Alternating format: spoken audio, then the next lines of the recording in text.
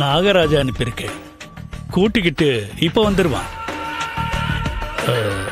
நான் அந்த மெமரி கார்டை கொடுத்து அனுப்புகிறேன், பாருங்க. நீங்கள் கேட்ட எல்லா விஷயங்களையும் அரசாங்கம் மூலமா நடத்தி தர வேண்டியது என்னுடைய பொறுப்பு. ஓகே, வருஷத்துக்கு 500 கெட்டவங்களை உருவாக்கி கொடுத்தா போதும், அவ்வளவுதானே? சரி, எனக்கு நீங்க அந்த 5000 ஏக்கர் பூமியை வாங்கிட்டு தானமா கொடுக்கிற மாதிரி கொடுங்க. ஓ, no no no no no, என் மூலமா எந்த பிளானும் எங்கேயும் லீக் ஆகாது. ஓகே, பாய்.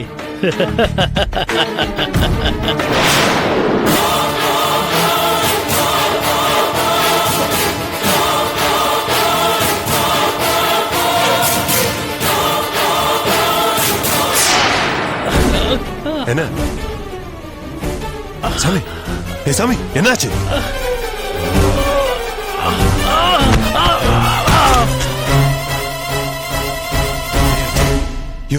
பல்ஸ் செக் பண்ணி பாரு.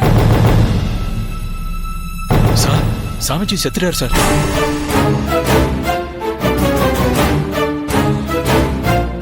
என்ன பண்றது சார்? சாமிஜி இறந்த விஷயத்த டிஐஜிக்கு இன்ஃபார்ம் பண்ணிடலாமா சார்? யோ சும்மாரியா, அந்த டிஐஜி இவன் ஃப்ராட் சாமியார்னு தெரியாம ஏறக்குறைய இவனுக்கு அடிமை மாதிரி இருக்காயா.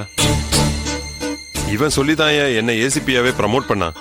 உன்னை இன்ஸ்பெக்டராவும் ப்ரமோட் பண்ண சொல்லி இந்த சாமியார் சொன்னதா ஆர்டர் பேப்பர்லாம் சைன் பண்ணி ரெடியாக்கி வச்சிருக்காங்க. இந்த மாதிரியான சமயத்துல இந்த ஆள் கெட்டவன் சொன்னா நம்மள வேணா வேலை விட்டு தூக்கானே தவிர நம்ப மாட்டாயா. நம்ம பேரு வீணா அவன் மனசுல தப்பா அடிபடக்கூடாது. இந்த விஷயம் நமக்கு தெரிஞ்சதா காட்டிக்க வேண்டாம். என்னன்னா ஏதாச்சும் பண்ணணுமே. என்ன சார்? என்ன சார்?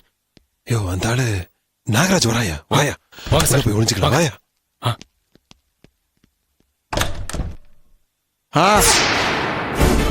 சுவாமி,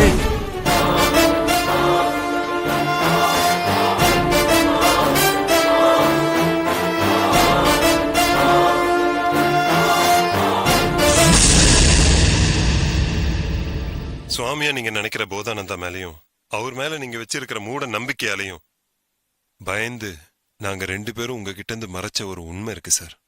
சாமிஜிக்கும் தீவிரவாதிகளுக்கும் தொடர்பு இருக்கிற உண்மையை தெரிஞ்சவங்க நாங்க 2 பேர் மட்டும்தான் சார். அந்த சாமிஜி சொல்லிதான் சார் என்ன இன்ஸ்பெக்டரா ப்ரமோட் பண்ண நீங்க முன் வந்தீங்க. சுவாமிஜி சொல்லிதானே சார் என்னையே நீங்க ஏசிபியா ப்ரமோட் பண்ணீங்க.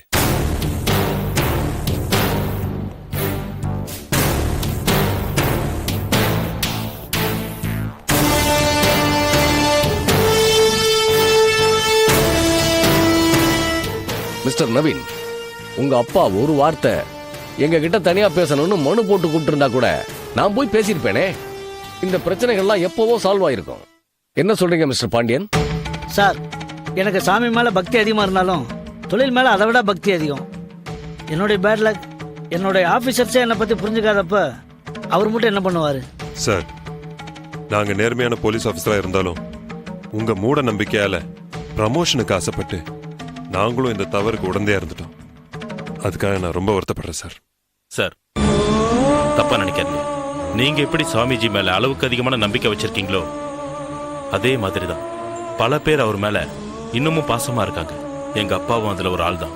மக்கள் அந்த சாமிஜி மேல வச்சிருக்கிற இமேஜை ஏன் கெடுக்கணும்னு தான் எங்க அப்பா இந்த விஷயத்த மனசுக்குள்ளேயே வச்சு போட்டுக்கிட்டாரு.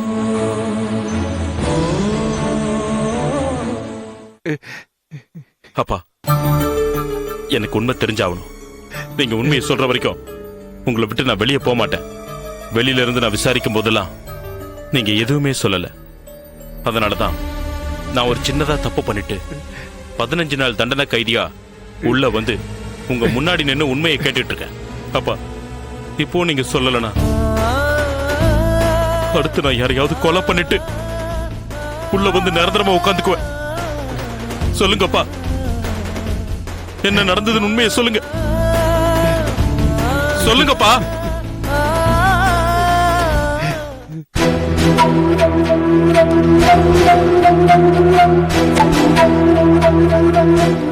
வேணும்னே ஒரு சின்ன தப்பு பண்ணிட்டு ஜெயிலுக்குள்ள போய் எங்க அப்பாவை விசாரிச்சதுக்கு அப்புறம்தான் இந்த விஷயங்கள்லாம் எனக்கு தெரிய வந்தது.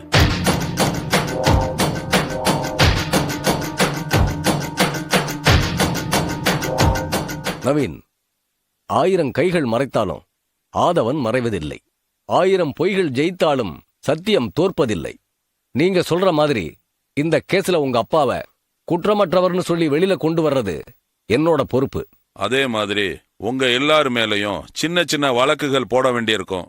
அதுக்கு உண்டான தண்டனையை நீங்க அனுபவிக்க வேண்டியிருக்கும்.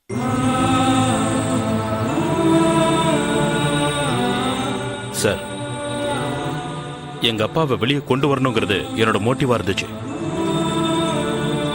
எத்தனை குற்றவாளிகள் தப்பிச்சாலும் ஒரு நிரபராதி தண்டிக்கப்படக்கூடாதுங்கிற தர்மம் தான் எனக்கு உதவி செஞ்சது. எங்க அப்பாவோட நாங்க எல்லாரும் சந்தோஷமா இருக்கணும் சார். அதான் எங்களோட ஆசை. ப்ளீஸ் சார், ஹெல்ப் பண்ணுங்க. சரி சரி, அந்த சாம்பல் யாரோடது? ஆம்பளை புள்ள இல்லாத ஒரு வீட்டுல ஒரு பெரியவர் இறந்து கிடந்தார். அவருக்கு ஒரு மகனா இருந்து கொல்லி வச்சேன்.